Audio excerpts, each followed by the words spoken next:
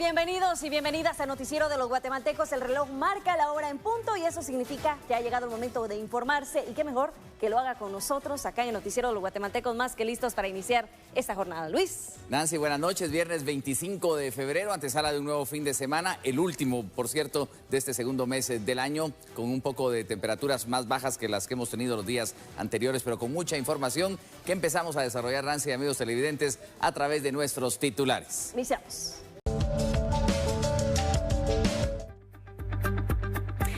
Muy buenas noches. A continuación lo pondremos en contexto sobre los orígenes de este conflicto que existe entre Rusia y Ucrania. Para ello nos situaremos en el año de 1991, cuando se disuelve la Unión Soviética. Hablamos de 16 regiones que se declaran independientes, entre ellas Rusia y Ucrania. Posterior a ello, Rusia pierde el control que tenía sobre estas naciones. Pero años más tarde, en 2013, nos referimos a que Ucrania buscaría firmar un acuerdo de asociación con la Unión Europea. Sin embargo, tras una reunión que sostuvo el entonces presidente ucraniano con el presidente Vladimir Putin, se convenció de no firmar el mismo y dio marcha atrás. En ese momento se registraron una serie de manifestaciones que finalizaron con cientos de personas muertas y un golpe de Estado. Vamos ahora al año 2014, cuando la península de Crimea, ubicada al sur de Ucrania, se adhiere tras un referéndum a Rusia. Acá es importante mencionar que la Unión Europea consideró esta adición como ilegal y solicitó a Vladimir Putin devolver este territorio. Recordemos que Crimea es un lugar vital geográficamente hablando porque conecta al Mar Negro, el mismo que conecta a Asia con Europa. En medio de este contexto se da la denominada Guerra del Donbass. Sin embargo, el panorama ha dado un giro inesperado, porque en noviembre del 2021 Ucrania solicitó adherirse a la OTAN. La OTAN es la Organización del Tratado del Atlántico Norte. Acá nos estamos refiriendo a una alianza político-militar liderada por países como Estados Unidos y también por países de Europa. En ese momento Estados Unidos estuvo de acuerdo y solicitó colocar bases militares en Ucrania, situación que incomodó al presidente Vladimir Putin. Ahora vamos a hablar que a inicio de esta semana el mandatario ruso decidió declarar independientes estas dos regiones de Ucrania. Hablamos de Luján y Donetsk. Estas dos regiones se declararon prorrusas en el año 2014. En ese contexto y de la escalada de tensión que existe entre ambos países, el presidente Vladimir Putin decide enviar tropas a Ucrania y se inicia esta invasión. Ahora bien, ¿cuáles son las repercusiones que se pueden tener en Guatemala? Número 1, el aumento a los precios de los combustibles. Recordemos que Guatemala le compra combustibles a Estados Unidos. Sin embargo, tras el origen de este conflicto, el barril de petróleo aumentó a más de $100. Ahora bien, Ucrania y Rusia son los principales productores de trigo, situación que también afecta a la elaboración de ciertos productos, como el pan y también como algunas pastas. Esto es parte del contexto, del origen que se da entre la tensión que existe entre Rusia y Ucrania. Con esta información me despido, lo espero la próxima semana en su segmento En Contexto.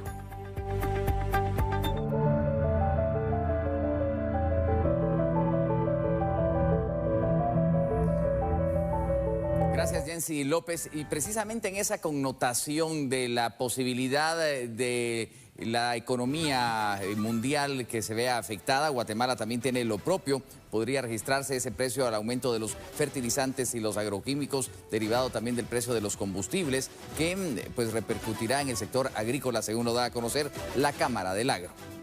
Por ejemplo, un fertilizante sube mucho de precio, o me cuesta más echar el mismo fertilizante que eché el año pasado para producir lo mismo, o me alcanza para echarle menos y por ende tendré menos producción este año, y entonces lo que va a pasar es que va a haber menos producto, que es más o menos un efecto similar, ya que al haber menos producto pues suben los precios. Entonces, definitivamente no solo va a afectar a los costos de las empresas y de los productores, sino que veo que en un futuro relativamente cercano va a afectar a los precios de los productos que se venden en el país. y lo que nos queda es ver de qué manera somos más productivos, de qué manera logramos llevar nuestros productos a los mercados al mejor precio, porque mientras mejor precio mandemos, mejor los vamos a vender, que es al final de cuentas la idea es que podamos vender nuestros productos y que sean consumidos de la mejor manera. El panorama a futuro no es alentador. Y como decía hace un rato el diésel, la gasolina pues ha subido, así que yo sí veo definitivamente que los costos van a subir bastante este año y inflación es inflación, pues todos vale menos el dinero, vamos a tener que pagar todos más para tener lo mismo que teníamos el año pasado.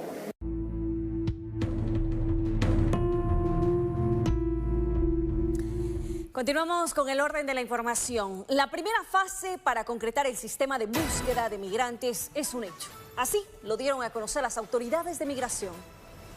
Se proyecta que en abril o mayo comenzará a funcionar por completo el mecanismo de búsqueda de migrantes nacionales y extranjeros que han desaparecido en la ruta migratoria. Mientras tanto, Migración estará recibiendo llamadas para darle seguimiento a los casos a través de Relaciones Exteriores. Por lo tanto, el instituto ya dio ese primer paso para que quede ya establecido el mecanismo en su primer paso. Posteriormente, pues tenemos, gracias a Dios, una comunicación muy estrecha con el Ministerio de Relaciones Exteriores, que es otro actor institucional histórico que ha atendido estos temas de migrantes desaparecidos, pero el Código ahora nos establece una responsabilidad al instituto y otro nivel de responsabilidad al Ministerio de Relaciones Exteriores. Gracias a Dios, la mesa técnica hoy pues lo ha conocido ya más a detalle y nosotros tenemos fe con que sea ya durante este primer semestre del año en que esté ya plenamente constituido. Lo único que nos hace falta es que esta mesa técnica elevará en una reunión extraordinaria que se va a planificar muy pronto para que el Consejo de Atención y Protección lo adopte a través de una resolución, que es lo único que nos queda pendiente, que es una cuestión puramente procedimental. Este viernes finalizó la tercera cumbre de fiscales y procuradores generales del 2022 con sede en Antigua Guatemala. Este viernes, en el interior del Palacio de los Capitanes en la Antigua Guatemala, los fiscales y procuradores generales que forman parte de la Asociación Iberoamericana de Ministerios Públicos firmaron la declaratoria de la tercera cumbre de fiscales y procuradores generales del Ministerio Público 2022, con sede en la Antigua Guatemala. Todas estas cumbres se están llevando a cabo para poder armonizar y fortalecer con todas las redes que tenemos constituidas en esta Asociación Iberoamericana de Ministerios Públicos, que le estamos dando seguimiento a cada fenómeno criminal y de ahí la conformación que tenemos de redes dentro de esta asociación. Y esto con el único objetivo de que todos los ministerios públicos que conformamos esta Asociación Iberoamericana de Ministerios Públicos tengamos ese fortalecimiento, tengamos ese apoyo, capacitaciones, compartir buenas prácticas, compartir información. Los fiscales de Brasil, El Salvador y Panamá resaltan los esfuerzos logrados en los 2 días de reunión. El cumbre es muy importante porque el combate a los crímenes o a los delitos transnacionales necesita la unión de ministerios públicos y fiscalías para que los grupos organizados que practican estos crímenes puedan ser combatidos. Se han logrado entendimientos entre los diferentes procuradores generales y fiscales generales de América Latina.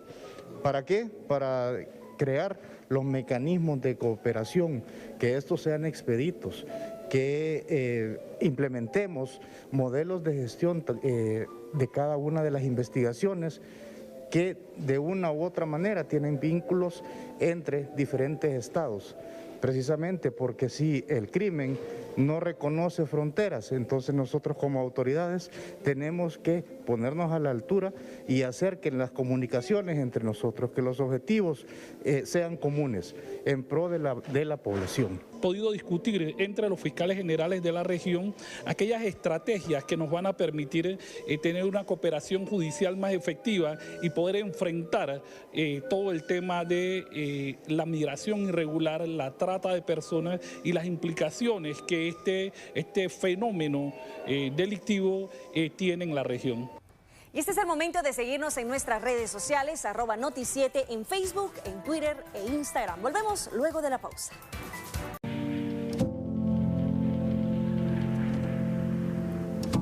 Bien, estamos de regreso con la información.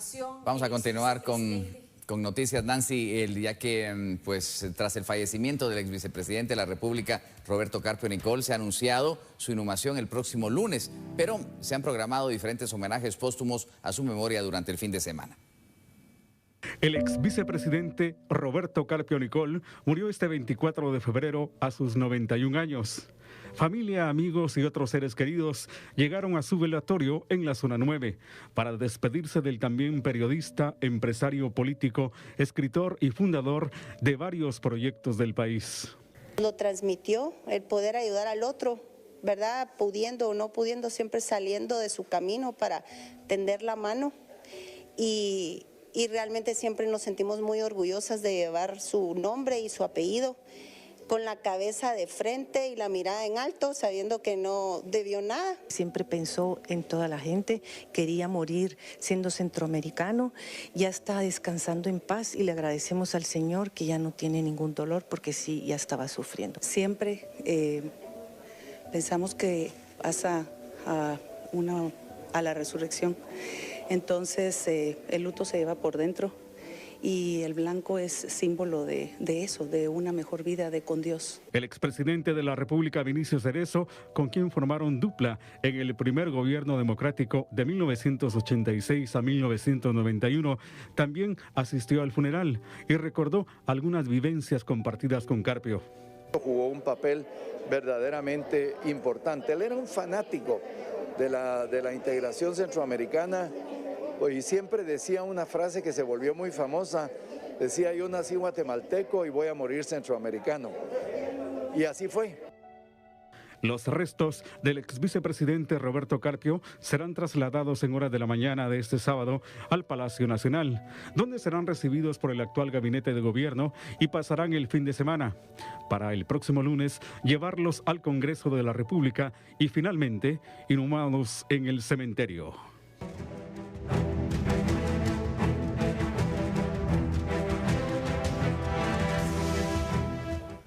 Y en más noticias, integrantes del Partido Unionista recibieron la certificación que legaliza la asamblea realizada a finales del 2021. Representantes del Partido Unionista dieron a conocer que el Tribunal Supremo Electoral ratificó la asamblea realizada en noviembre del 2021. Indicaron que iniciarán con el proceso preelectoral de búsqueda de candidaturas para el próximo año. Dan por válida la Asamblea Nacional que el Partido Unionista realizó en el mes de noviembre.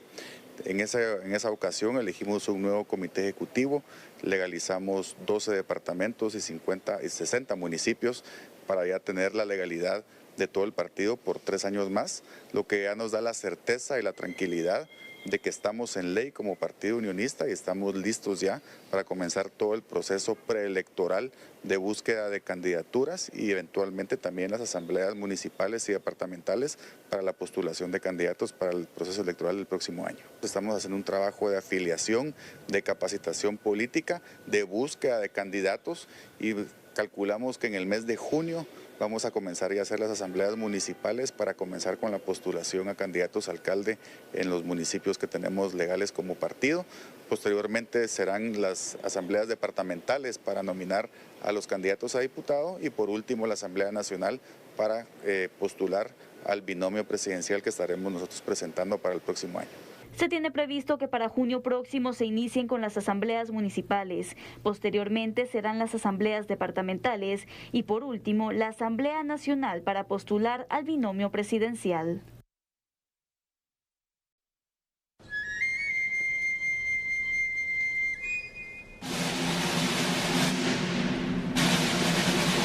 Sin lugar a dudas, empezamos a vivir este tiempo penitencial, aunque ya con protocolos establecidos por el Ministerio de Salud Pública y también con novedades como la que hoy se da a conocer del Santo Entierro del Calvario, que por primera vez llegaría a enfilar su recorrido hacia el sur, buscando la avenida de la Reforma. Tras la reunión con autoridades del Ministerio de Salud y de la Municipalidad de Guatemala, el párroco del Templo del Calvario, Manuel Chilín, confirmó que los cortejos procesionales de este templo sí saldrán en Cuaresma y Semana Santa. No obstante, los recorridos serán totalmente diferentes a los acostumbrados. En esta inédita ocasión, el cortejo procesional del Santo Cristo Yacente y Virgen de Dolores Reina de la Paz pasará por primera vez en un recorrido a la inversa, sin ingresar al centro histórico y buscando el sur de la ciudad capital con dirección a la Torre del Reformador y a la Avenida Reforma. En esta ocasión, y en atención a las disposiciones del Ministerio de Salud, no se permitirán filas de cucuruchos.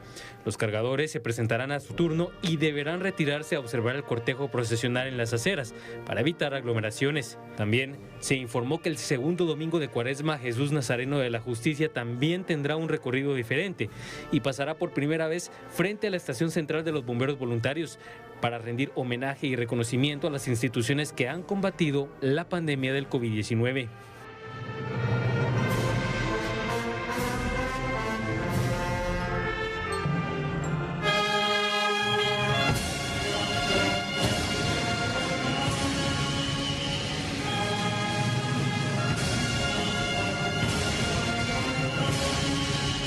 Precisamente mañana será un día especial en Guatemala porque sale a recorrer las principales calles de avenida del centro histórico Jesús Nazareno de la Merced, el patrón jurado, precisamente en esa conmemoración de sus 300 años del nombramiento. Pero durante la semana hemos tenido interesantes reportajes especiales, preparativos ya para esta fecha que va a ser seguramente noticia también, Nancy. Así es, y en torno a esa procesión conmemorativa que usted también ya ha hablado, vamos a presentar y a darle la bienvenida a Alejandro Esquite, quien nos tiene ahora ese especial para presentar a todos ustedes allá en casa. Bienvenido, Alejandro, buenas noches, ¿cómo estás?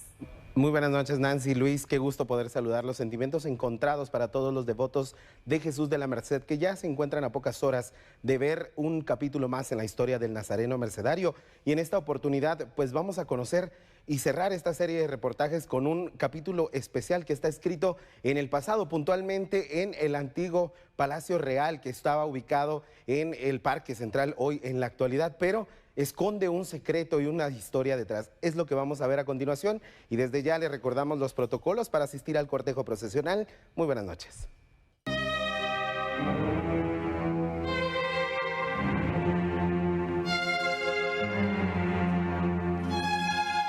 No hay día que no llegue ni plazo que no se cumpla, diría un conocido refrán. Y pareciera que el tiempo se nos fue como agua entre las manos. Es Viernes Santo de un año perdido en la historia. Y como dicta la tradición, el último de los nazarenos va en su cortejo.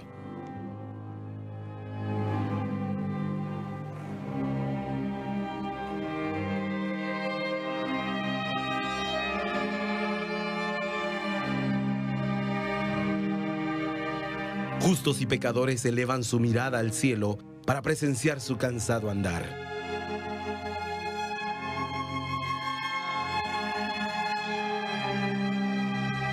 Miles de historias se cuentan y muchas más se han de escribir, pero lo que a continuación escucharemos nos recuerda que por algo es el patrón jurado.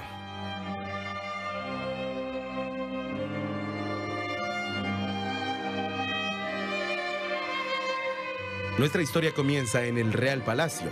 Ahí había un presidio, de hecho, y los presos salían a hacer alfombra para nuestro Señor y era tan emocionante ver cómo ellos se dedicaban a hacer la alfombra y aparte de eso, cuando Jesús pasaba frente a ellos le cantaban el perdón. Me contaban pues que era algo tan impresionante realmente ver cómo todos los presos, pues en algunos mucho arrepentimiento, se entregaban totalmente al canto del perdón con todo su corazón. Había un silencio sepulcral porque nadie hablaba, nadie decía nada, solo se escuchaba el canto de los presos para nuestro Señor Jesucito de la Merced. Aquella situación causó un amotinamiento entre los reos y como un acto de justicia o el destino, al momento en que las andas del Nazareno se levantaban, las rejas de aquella cárcel se abrieron de par en par y todos los reos escaparon.